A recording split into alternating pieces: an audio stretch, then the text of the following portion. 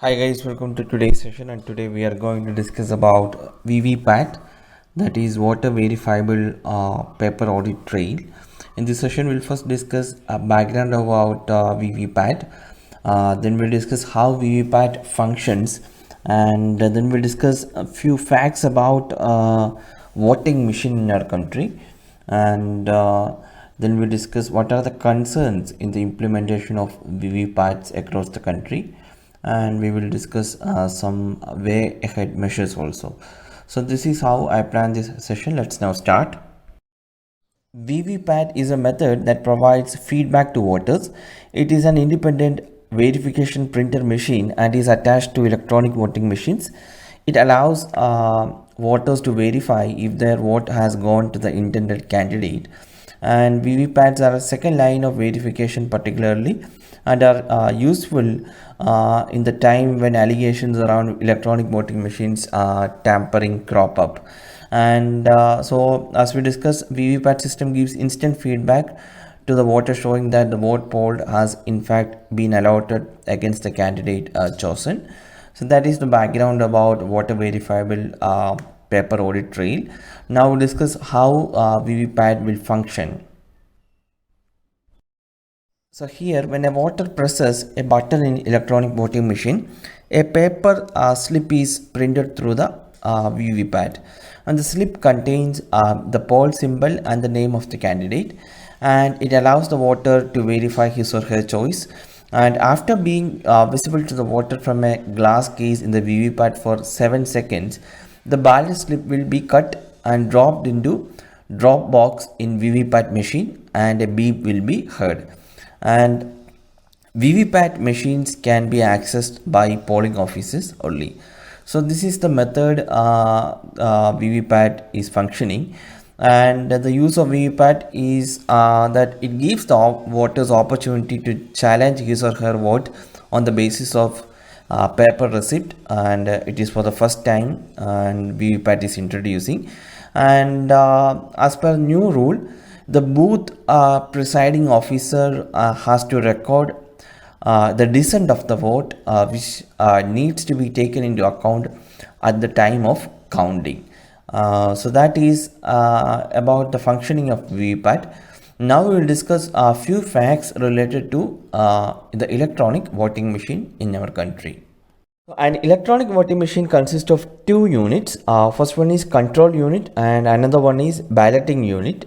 The control unit is with the presiding officer or a polling officer, and the balloting unit is placed inside the voting compartment. And EVMs manufactured in 1989 and 1990 were used on experimental basis for the first time in 16 assembly constituencies in the state of Madhya Pradesh, Rajasthan, and National Capital region of Delhi, and it was at the general elections to the respective legislative assemblies held in November 1998. This is used, and EVMs run on an ordinary 6-volt alkaline battery, which is manufactured by Bharat Electronics Limited, which is in Bangalore, and Electronic Corporation of India Limited, which is in Hyderabad. And therefore, even in areas with no power connections, EVM can be used, and EVMs can record a maximum of 3,840 votes, and it can cater to a maximum of 64 candidates.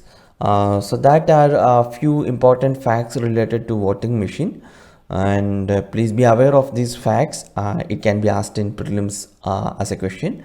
Now we'll discuss what are the concerns associated with the VVPATs in our country. Since the implementation of VVPAT system last year, machine malfunction and subsequent delays in the polling have been recurring issues. Close to 4.2% of VVPAT machines deployed in Karnataka Assembly elections developed glitches during the testing as well as polling process. The overall fault rate was high as 11.6% in the by-elections held in 4 parliamentary and 9 assembly constituencies. And Election Commission of India also has suggested that these machines were prone to malfunctioning due to their sensitivity to extreme weather conditions and exposure to light. And election commission also blamed the relative inexperience of polling officers handling them compared to ballot and control units for the electronic voting machines that have been in use for much longer. And also the technical committee of election commission of India is now faced with the challenge to ensure that VVPAT machines hold up with the upcoming elections. And VPAT was added to EVM to audit water tallies stored in the machine. We already discussed that point. And to use these VPAT machines, which are adjuncts to ballot and control units of the EVMs, it has added complexity to an otherwise simple single programmable chip based system and rendered it prone to more glitches. So that is another concern, and there is enough empirical evidence to show that EVMs have eased polling and helped increase voter turnout since being put into use. But in using VPAT machines to reassure skeptics about an election's integrity, the ECI has introduced a new element and cost to the process. So it is most inadequately trained election duty staff and not the water verifiable paper audit trail machine that have played truant in the elections. And a key member of technical expert committee that advises election commission on efficacy and readiness of the machines.